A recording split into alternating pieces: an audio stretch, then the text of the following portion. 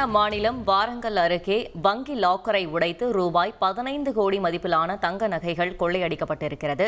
வாரங்கல் அருகே ராயபர்த்தியில் உள்ள state bank of India கிளையில் மர்ம நபர்கள் கைவரிசை காட்டியிருக்கிறார்கள்.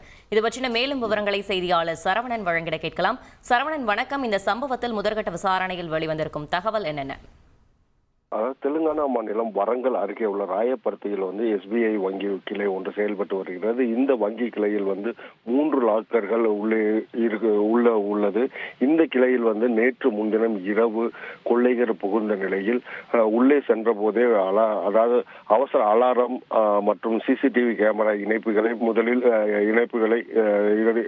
கழட்டியுள்ளனர். மேலும் உள்ளே சென்ற அவர்கள் கேஸ் கட்டர் மூலம் ஒரு லாக்கரை திறந்து வெட்டி எடுத்து அங்கு வைக்கப்பட்டிருந்த 500 வாடிக்கையாளர்களின் நகைகளில் 497 பேருடைய நகைகளை திருடி சென்றுள்ளனர். செல்லும் பொழுது அந்த சிசிடிவி கேமரா காட்சிகள் பதிவாகி இருந்த ஹார்ட் டிஸ்கையும் எடுத்து சென்றுள்ளனர். இது குறித்து நேற்று காலை இது குறித்து விவரம் அறிந்த பொதுமக்கள் அளித்த புகாரின் பேரில் சம்பவ இடத்திற்கு வந்த போலீசார் விசாரணை மேற்கொண்டு வருகின்றனர். இந்த காவலர் ஏற்கனவே இந்த வங்கியில் செய்திகளை உடனுக்குடன் தெரிந்து கொள்ள உடனே சப்ஸ்கிரைப் பண்ணுங்க.